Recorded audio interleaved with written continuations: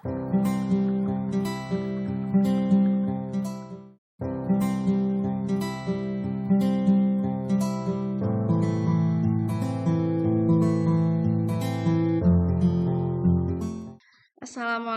warahmatullahi wabarakatuh. Ibu ucapkan selamat datang untuk anak-anakku calon siswa-siswi SMP Negeri 2 Pamengpeuk tahun pelajaran 2021-2022. Bagaimana kabar kalian? Baik-baik saja kan? Alhamdulillah ya, kita masih diberikan kekuatan untuk bisa melakukan semua kegiatan dengan lancar, dan kita berdoa semoga pandemi ini segera berakhir dan kita bisa belajar tatap muka di sekolah seperti biasanya ya. Nah, pada hari ini Ibu akan memberikan materi yaitu tentang pembinaan mental. Tapi sebelumnya Ibu akan memperkenalkan diri dulu ya. Nama Ibu Karningsi Hidayat. Ibu mengajar mata pelajaran prakarya. Ya, baik, kita lanjutkan. Nah, apa itu pembinaan mental? Ada yang tahu? Coba. Nanti ya, nanti ada kuis dan pertanyaan ya di akhir. Nah, kita lanjutkan. Mental adalah kepribadian, yaitu keseluruhan unsur-unsur jiwa, termasuk itu di dalamnya ada pikiran, ada emosi, ada sikap, perasaan yang keseluruhannya itu akan menentukan tingkah laku dari seseorang. Gitu, ya. Nah, mental ini sendiri terbagi menjadi dua, yaitu mental yang sehat dan mental yang tidak sehat. Ya, Ibu beri gambaran di sini ada potret keluarga bahagia, ya.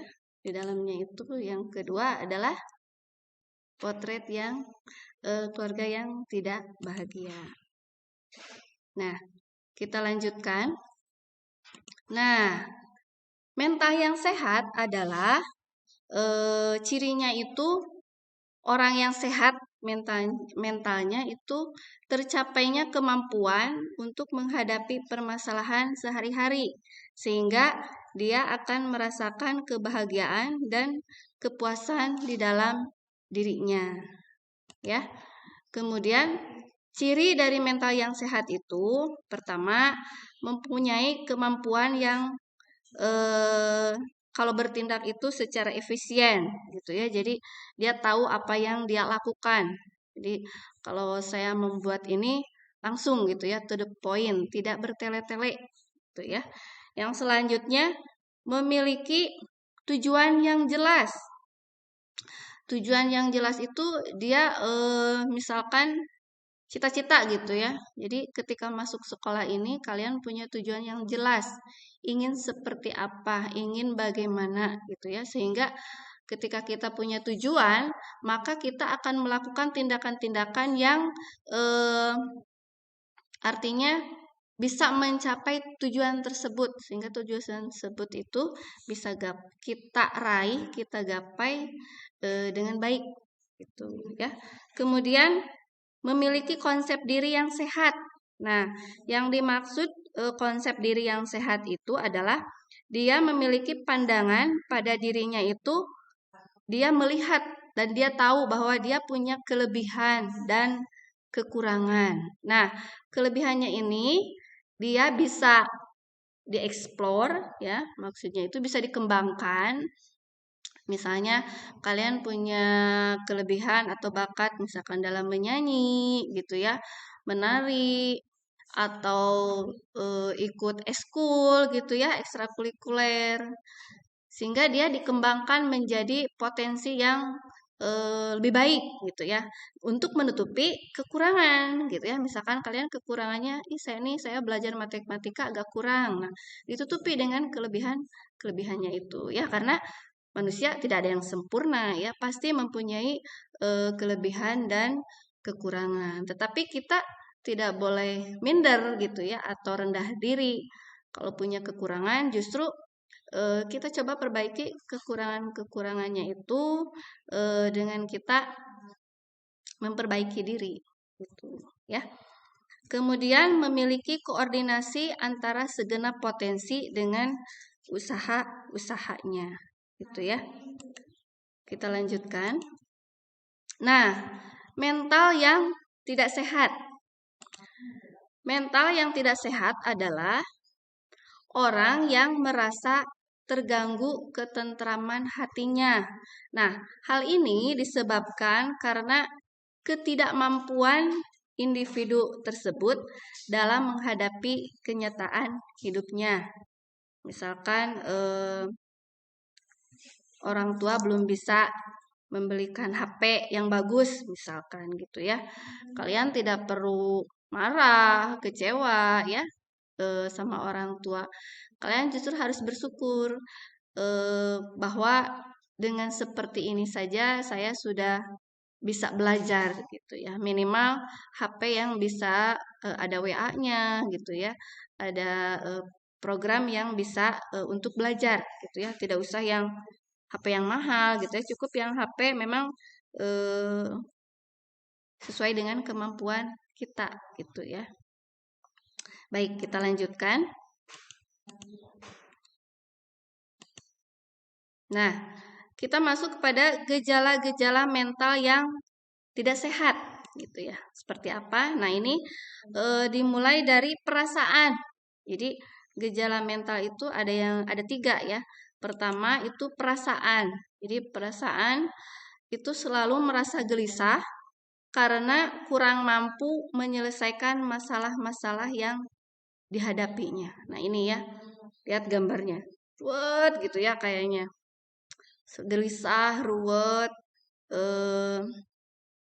sepertinya saya tidak bisa gitu ya menyelesaikan masalah ini. Nah, justru ini tuh harus kalian perbaiki gitu ya dengan cara bagaimana caranya kita bisa berbicara dengan orang lain. Ketika kita punya masalah, gelisah, coba berbicara dengan orang-orang yang kita percayai gitu ya, curhat gitu ya kalau dalam bahasa anak sekarang.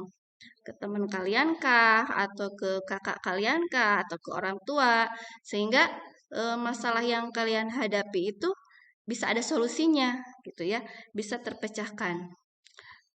Masalah itu pasti ada solusi, hanya solusinya mungkin tidak bisa diselesaikan sekaligus, itu bertahap gitu ya. Nah, itu harus bisa dilalui ya. Jadi jangan kalau punya masalah itu digenggam sendiri gitu ya, dipegang sendiri sehingga kalian merasa depresi. Nah, itu nggak boleh ya. Jadi ketika kalau di sekolah itu ada guru BK ya. Nah, kalian bisa bicara dengan guru BK atau dengan wali kelas kalian gitu ya. Nah, sekarang juga ketika nanti ada pembagian kelas ya setelah MPLS, kalian bisa gitu ya berbagi cerita dengan wali kelasnya gitu ya. Misalkan dalam masalah pembelajaran gitu ya, atau misalkan dalam hal-hal tertentu ya. Tapi kalian harus catat ya ketika menghubungi Bapak Ibu guru atau wali kelas itu diusahakan pada saat jam-jam kerja gitu ya, tidak mengganggu istirahat beliau. Kemudian ketika kalian mulai berbicara di WA itu jangan lupa ucapkan salam ya. Ucapkan salam, kemudian namanya siapa dan keperluannya apa gitu ya. Baik, kita lanjut.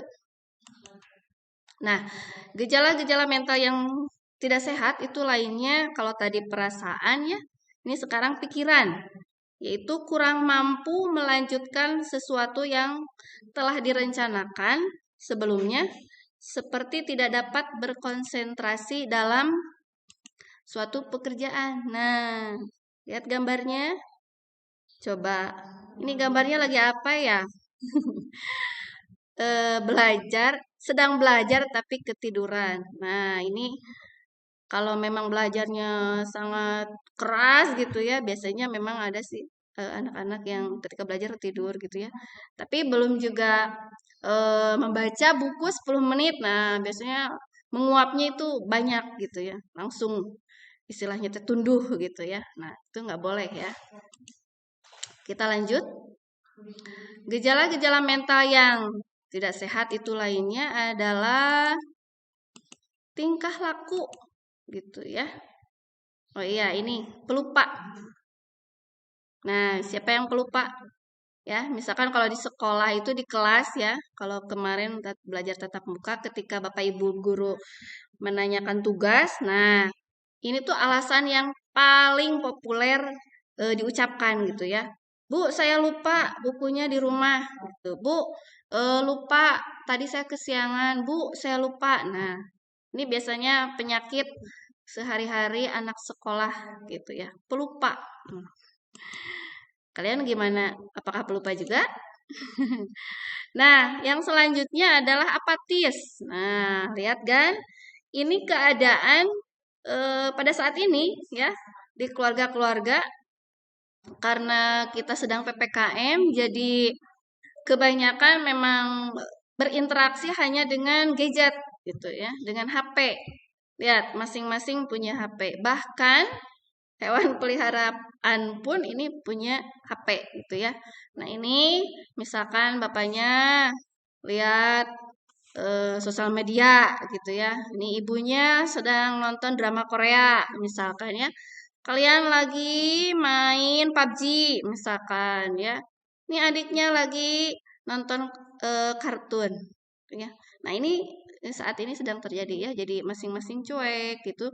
Berkumpul tapi tidak bisa berinteraksi gitu ya. Jadi dia dengan dunianya sendiri gitu ya. Nah, Ibu harapkan tidak seperti ini. Jadi ketika kalian berkumpul dengan keluarga, gadget itu sebaiknya disimpan gitu ya. Ada saat-saatnya bisa buka gadget, main, tapi ada saatnya kita berkumpul dan bercengkrama dengan keluarga ya. Baik, kita lanjutkan. Nah, kalau tadi pikiran, perasaan, nah ini sekarang kita ke tingkah laku yang tidak baik. Nah, di sana udah ada bocoran ya. Suka berdusta. Nah, tingkah laku yang tidak baik itu ada keras kepala ya. Nah, gambarnya seperti ini. Tutup kuping. Ada orang yang sedang bicara tapi dia tidak mau mendengarkan gitu ya, tutup kuping. Nah, biasanya masa-masa kalian ini anak SMP ketika ada yang menasehati ya, itu baik itu orang tua, kakak kalian atau bahkan guru kalian, biasanya kalian tidak mau mendengarkan gitu ya. Saya mau dengan saya sendiri gitu, dengan pendapat saya sendiri.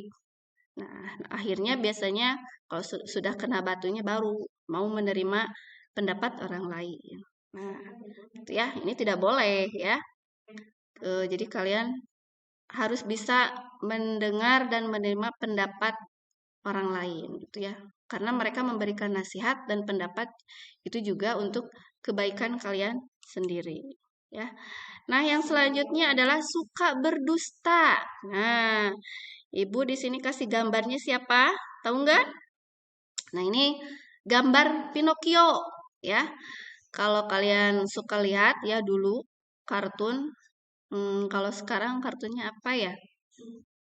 Dulu ya ada kartun Pinocchio, dia kalau berbohong itu hidungnya otomatis akan bertambah panjang, ya. Nah, ini dicontohkan oleh Pinocchio, ya. Jadi ketika anak yang suka berdusta, berbohong, itu hidungnya akan panjang. Nah, kalian tidak boleh ya, walaupun kalian berbohong tapi hidungnya tidak panjang, tetap tidak boleh, ya. Kita lanjutkan materinya. Masih di tingkah laku yang tidak baik, itu pertama ada mencuri, ya. Selanjutnya mencuri, yang kedua bullying. Nah, kita coba. Nah, suka mencuri, ya. Baik itu mencuri barang di rumahnya, di sekolah atau di tempat lain itu tidak boleh. Itu perbuatan yang sangat tidak baik dan dilarang oleh agama, ya. Apalagi kalau dalam agama Islam suka mencuri itu hukumannya adalah potong tangan ya. Tapi karena kita hidup di Indonesia dengan hukum positif, untuk orang-orang itu biasanya dipenjara dana penjara, ya. Nah, bullying. Ada tahu ini apa maksudnya bullying? Coba. Bullying itu kalau dalam bahasa Indonesia adalah perundungan gitu ya, periksakan atau dalam bahasa ininya menindas gitu ya. Menindas teman kalian yang lemah gitu ya, yang tidak punya kekuatan gitu ya. Biasanya anak-anak perempuan suka ya dibully sama anak laki-laki. Memang ini sering terjadi di sekolah, tapi insya Allah sekolah akan memantau terus ya siswa-siswanya. Kemudian dengan CCTV di setiap kelas itu akan terpantau ya. Biasanya kalau di sekolah itu anak-anak suka malak ya. Malak biasanya anak kelas 8 malak, anak kelas 7 dimintai uang jajan ya atau disuruh-suruh. Nah, kalian kalau mengalami keadaan atau seperti itu, silahkan laporkan saja ya pada pihak sekolah, pada wali kelas kalian ya, karena hal ini tidak boleh terjadi. Bahkan di lingkungan sekitar, di masyarakat pun sering terjadi hal seperti ini ya. Kalau terjadi silakan kalian laporkan ke orang tua kalian ya. Kita lanjutkan. Nah, pembinaan mental di sekolah. Pembinaan yaitu suatu proses, cara, perbuatan, membina, pembaruan, penyempurnaan yang dilakukan secara efisien dan efektif untuk memperoleh hasil yang baik. Nah, pembinaan mental adalah usaha untuk memperbaiki dan memperbaharui suatu tindakan atau tingkah laku seseorang melalui bimbingan mental jiwanya sehingga memiliki kepribadian yang sehat, akhlak yang terpuji, dan bertanggung jawab dalam menjalani kehidupannya. Nah, pembinaan mental di sekolah. Pembinaan mental di sekolah itu dapat dilakukan dengan beberapa cara, gitu ya. Nah, yang pertama yaitu menanamkan aturan pada diri sendiri, gitu ya. Jadi kalian tanamkan dalam diri kalian ketika sekolah itu saya harus jadi juara, saya harus ranking 1, gitu ya. Kemudian saya harus berprestasi. Nah, itu harus ditanamkan dalam diri kalian sehingga kalian punya tekad dan punya aturan bahwa saya harus yang terbaik sehingga kalian akan melakukan hal-hal yang menunjang supaya itu terlaksana gitu ya. Misalkan bangun pagi, oh saya ke sekolah tidak boleh siang gitu ya, tidak boleh kesiangan. 6:30 harus sudah di sekolah. Nah, berarti harus bagaimana itu ya? Misalkan harus bangun subuh, cepat mandi, sarapan, langsung pergi gitu ya. Setel alarm di HP. Saya bangun jam berapa? Gitu ya. Jangan-jangan sampai ada kejadian jam 7 baru bangun gitu ya. Ataukah sekarang lagi daring ya. Ketika jam belajarnya mulai jam 8, ketika ibu WA, ada yang baru bangun. Nah, itu nggak boleh ya. Jadi kalian tanamkan aturan bahwa saya harus belajar dengan baik dengan cara bagaimana gitu ya. Yang kedua, menanamkan rasa tanggung jawab ya. Kalau di sekolah rasa tanggung jawab itu biasanya kita ke piket ya. Kita punya kelas, kalian anggap sebagai rumah sendiri gitu ya. Tiap hari disapu, dipel, ada piketnya sehingga kalian merasa memiliki kelas sendiri. Jadi ketika kalian merasa kelas itu rumah kalian sendiri, kalian akan bertanggung jawab ya terhadap kebersihannya. Kalian kan tidak mungkin ingin punya rumah kotor ya. Nah, apalagi kelas ya, kelas tidak boleh kotor. Ketika kalian belajar dengan keadaan kelas kotor itu tidak akan nyaman ya. Pelajaran tidak akan masuk Ya, beda lagi dengan kalau kita kelasnya bersih, wangi, harum, kita belajarnya juga enak gitu ya. Nah, itu biasanya rasa tanggung jawab memiliki eh, keberadaan ruangan gitu ya. Dan lain-lain halnya lagi ya. Nah, yang ketiga, menanamkan rasionalitas dan rasa ingin diakui. Nah, biasanya ini ketika di kelas eksis gitu ya. Eksis itu kalian kalau ditanya guru langsung ngacung. Bu, saya. Nah, gitu ketika ditanya, Bu, saya gitu. Kalau di grup WA langsung, Bu, saya hadir. Ketika guru bertanya, ini. Oh, Bu, saya tahu ini gitu ya. Jadi jangan hanya diam saja. Jangan hanya jadi penonton gitu ya. Tapi kalian harus merasa diakui bahwa saya itu ada gitu ya. Dan ingin eksis diakui, bukan hanya sebagai penonton. Oke? Nah, yang keempat adalah menanamkan disiplin. Tentu saja ya, disiplin masuk kelas tepat waktu. Kemudian memakai seragam sesuai harinya gitu ya. Hari Senin pakaian apa, hari Selasa pakaian apa. Sama halnya belajar daring juga seperti itu. Ketika jam 8 kita sudah mulai belajar, harus tepat waktu gitu ya.